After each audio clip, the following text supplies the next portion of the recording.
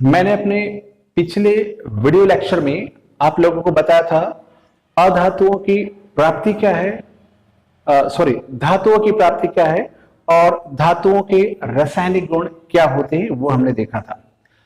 इसके बाद आज के इस वीडियो लेक्चर में मैं बताने वाला हूं कंप्लीटली आपको अधातुओं के विषय में कि अधातु किसे कहते हैं, उसकी संख्या कितनी है, उसके भौतिक गुण क्या है, अपवाद क्या है और रासायनिक गुण क्या है। ये भी बहुत ही बेसिकली टॉपिक है जो कि आपको केमिस्ट्री में आगे पढ़ने के लिए बहुत ज्यादा हेल्प करेगा। तो सभी को मेरा नमस्ते, ग्रेट मॉर्निंग। आइए स्टार्ट करते हैं अधातु से रिलेटेड बातें। सबसे पहले हम देखेंगे अधातु की परिभाषा। अधातु को इंग्लिश में नॉन मेटल भी कहा जाता है। इसकी डेफिनेशन देखते हैं, इसकी परिभाषा देखते हैं। क्या है इसकी परिभाषा? बहुत ही सिंपल परिभाषा है, ध्यान से सुनिएगा, एक बार में याद हो जाता है ये। अधातु किसको बोलते हैं? ऐसे तत्व जो इलेक्ट्रॉन ग्रहण करते हैं उसे हम क्या कहते हैं? अधातु कहते हैं। अगेन फिर से, ऐसे तत्व जो इलेक्ट्रॉन ग्रहण करते हैं क्या कहलाते हैं? अधातु कहलाते हैं। बट अगर यहां तक लिखा तो थोड़ा सा ये अधूरापन लगता है परिभाषा में। थोड़ा सा आगे बढ़ते हैं। ये सभी को मालूम है कि कोई तत्व, कोई एलिमेंट जब इलेक्ट्रॉन ग्रहण करेगा तो उस पर आ जाता है क्या? ऋण आवेश या ऋण आयन आ जाता है।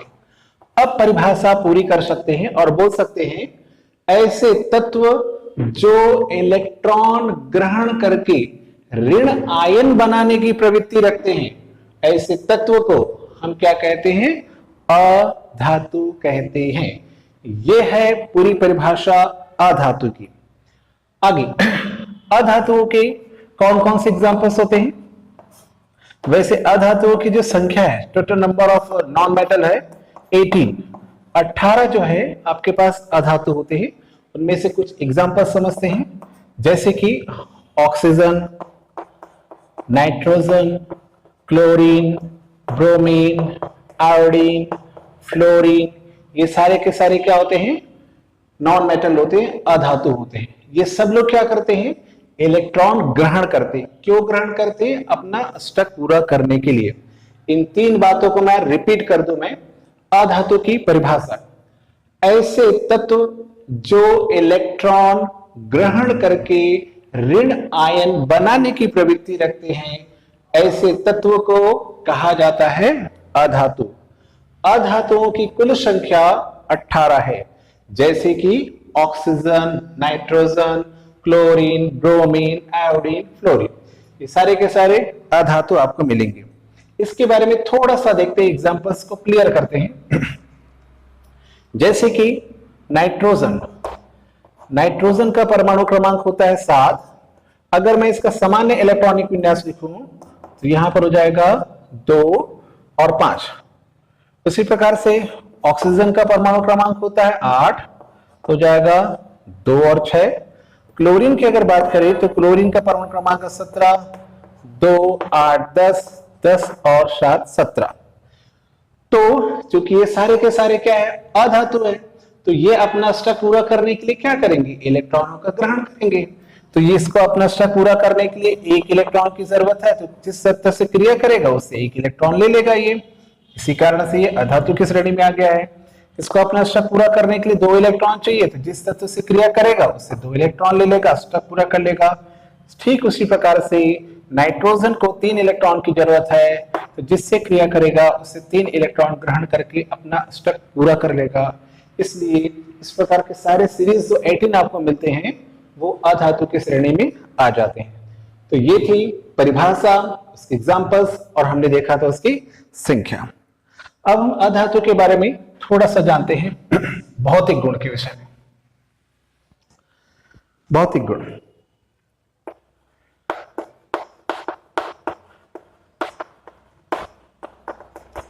अगर आपको धातु का भौतिक गुण याद होगा तो इसके बहुत सारे पॉइंट जो हैं अपोजिट आपको मिलेंगे अधातु के। तो उससे क्या होगा कि जो अंतर होगा धातु और अधातु में वो भी आपका ऑटोमेटिकली क्लियर हो जाता है, इजी वे में आप लिख सकते हैं। चलिए देखते हैं अधातुओं के भौतिक गुण। पहला भौतिक गुण, पहला भौतिक गुण क्या होता है देखते हैं। जैसे कि हमने देखा था परिभाषा में, तो पहला भौतिक गुण हो जाता है कि इनमें इलेक्ट्रॉन ग्रहण करने की प्रवृत्ति होती है। परिभाषा से आपको पहला पॉइंट मिल जाता है, इसमें इलेक्ट्रॉन ग्रहण करने की प्रवृत्ति होती है।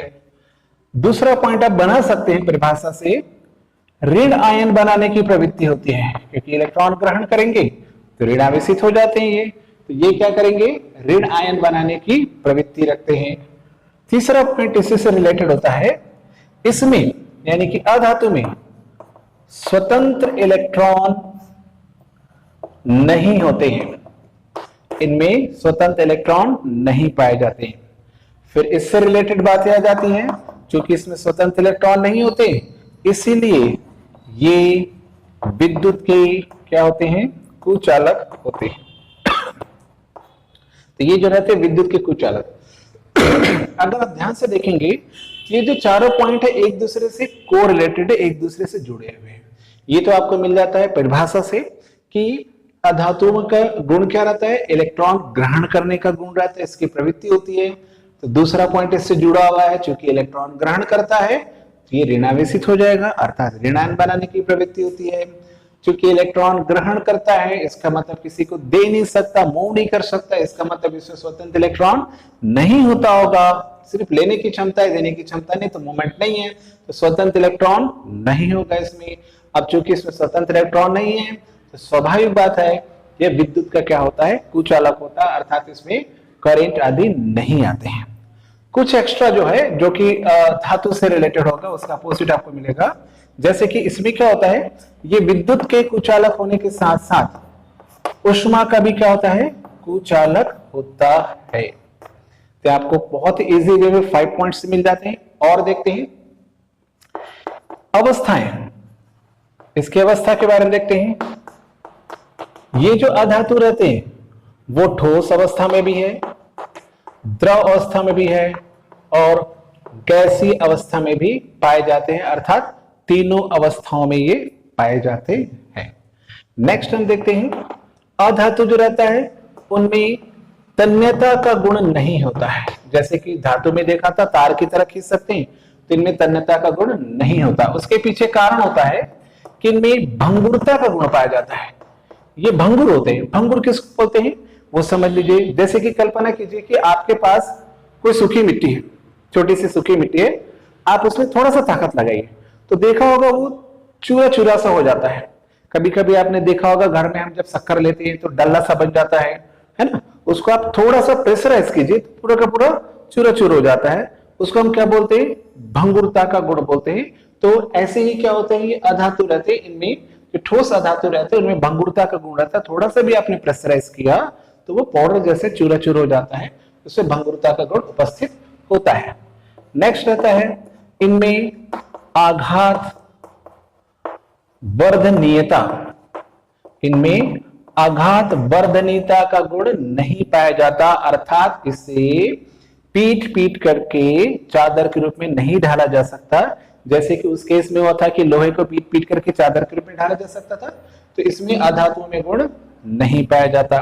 तो आप देख रहे होंगे ध्यान से कि कुछ कुछ आपको अपोजिट मिल रहे हैं, जिससे कि आप धातु और अधातु में आसानी से अंतर लिख सकते हैं। और कुछ बातें देखते हैं इनमें क्या होता है, जैसे कार्बन हो गया है, सल्फर हो गया है, फास्फोरस हो रहा है। इनमें अधातुओं में कार्बन, सल्फर, फास्फोरस इसके क्या पाए जाते हैं, अपर रूप पाए जाते हैं। तो अधातु में कार्बन हो गया, सल्फर हो गया और फास्फोरस हो गया, इसके अपर रूप पाए जाते हैं। अपर रूप के विषय में मैं अलग से वीडियो लेक्चर बनाऊंगा, बट थोड़ा सा बता दो अपर रूप तक। जब कोई पदार्थ 2 या 2 से अधिक रूपों में पाया जाता है तब उस पदार्थ के इस गुण को हम क्या बोलते हैं, अपर रूप कहते हैं। थोड़ा सा और भी डिटेल इसके बारे में, बट हम उधर नहीं जाएंगे, सिर्फ इतना ही समझते हैं कि अधातु में कार्बन, सल्फर और फास्फोरस इसके अपर रूप पाए जाते हैं। तो ये आप देख रहे हैं यहाँ पर कितना हो गया, 3, 2, 5 5 3 8 8 और 10 आपके पास भौतिक गुण हैं। और भी बहुत सारे भौतिक गुण आप देख सकते हैं, बट इतना काफी है। 5 से 6 भी आपको याद है 10th लेवल में अगर बोला जाए तो भी आप एग्जाम में सॉल्व कर सकते हैं, आपको नंबर मिल जाएगा। आगे देखते हैं, इसमें कुछ एक्सेप्शन है, अपवाद है अधातु के विषय में। देखिएगा क्या है, जैसे कि ग्रेफाइट, ग्रेफाइट के विषय में बताऊं। ग्रेफाइट क्या है? अधातु है। ग्रेफाइट क्या है? अधातु है। लेकिन ये अधातु होते हुए भी विद्युत का और ऊष्मा का, ये दोनों का क्या है? सुचालक है। ये एक अपवाद है कि ग्रेफाइट अधातु भी होते हुए भी क्या होता है? विद्युत और ऊष्मा का क्या होता है? सुचालक होता है। तो ये अपवाद जो रहता है ये कॉम्पिटिटिव एग्जाम्स में आपके काम आते हैं, इस चीज को आपको ध्यान रखना होगा। ग्रेफाइट अगर आपने नहीं देखा है तो मैं आपको बता दूं, पेंसिल की जो लीड होती है, नोक जिससे हम लिखते हैं, वो ग्रेफाइट होती है। या फिर आपने कभी बचपन में जो सेल होता है उसको तोड़ करके खेला होगा तो जो लंबा सा रॉड आपको निकलता है वो कई बार कार्बन का भी होता है और चिकना रहा एकदम से, तो वो किसका रहता है? वो ग्रेफाइट का ही रहता है। तो वही ग्रेफाइट है जो कि अधातु होता है। तो अधातु होते भी अपवाद में विद्युत और ऊष्मा का क्या होता है? सुचालक होता है। तो ये सारे के सारे क्या है? अधातुओं के भौतिक गुण है। अब हम देखेंगे, इसको आप चाहे तो स्क्रीनशॉट ले सकते हैं। अब हम थोड़ी देर में देखेंगे अधातुओं के रासायनिक गुण कौन कौन से हैं। आइए अब देखते हैं हम अधातुओं के प्रमुख रासायनिक गुण कौन कौन से होते हैं। सिंपल वे में पहले बात करते हैं अधातुओं के रासायनिक गुण का। पहला आप देखेगा ऑक्सीजन से क्रिया। जब अधातुएं ऑक्सीजन से क्रिया करेंगी तो ये बनाती है ऑक्साइड। पहले मोटे मोटे तौर पे आप दिमाग पे ऐसे तैयार कर लिया कीजिए, ऑक्सीजन से क्रिया करेंगे धातु तो क्या बनाएंगे? ये ऑक्साइड। फॉर एग्जांपल आप देख सकते हैं जैसे कि कार्बन है, सल्फर है, ये सब अधातु है। ये जब ऑक्सीजन से क्रिया करेंगे, ऑक्सीजन O2 से क्रिया करेंगे तो ये बना लेती है कार्बन डाइऑक्साइड गैस बना लेती है, और ये बना लेती है सल्फर डाइऑक्साइड गैस। ऊपर जाता हुआ तीर का निशान गैस के लिए होता है। तो ये पहला पॉइंट है, बहुत सिंपल है। तो ऑक्सीजन से क्रिया करके अधातु बनाती है ऑक्साइड। दूसरा, उसी प्रकार से अधातुएं जो रहती है हाइड्रोजन से जब क्रिया करती हैं तो ये बनाती है हाइड्राइड बनाती है, ये बनाती है हाइड्राइड। लाइक दैट, जैसे कार्बन हो गया है, नाइट्रोजन हो गया है। कार्बन जब हाइड्रोजन से क्रिया करता है तो ये बना लेता है कार्बन हाइड्राइड, जिससे हम मीथेन भी कहते हैं या कुछ लोग मेथेन भी कहते हैं। उसी प्रकार से नाइट्रोजन जब हाइड्रोजन से क्रिया करता है तो ये बना लेता है नाइट्रोजन हाइड्राइड। इसको हम क्या बोलते हैं? अमोनिया भी बोलते हैं। आप बैलेंस कर सकते हैं, यहां पर 4 है, ये 2 हो गया, यहां पर किया 3 3 3 6 2 और ये बराबर हो गया है। तो अधातुएं जो रहती है वो हाइड्रोजन से क्रिया करके बनाती है हाइड्राइड। तो ये 2 बहुत ही सिंपल पॉइंट है जो कि आपको हमेशा बेसिकली याद होना चाहिए। इसके अलावा 2 और देखते हैं।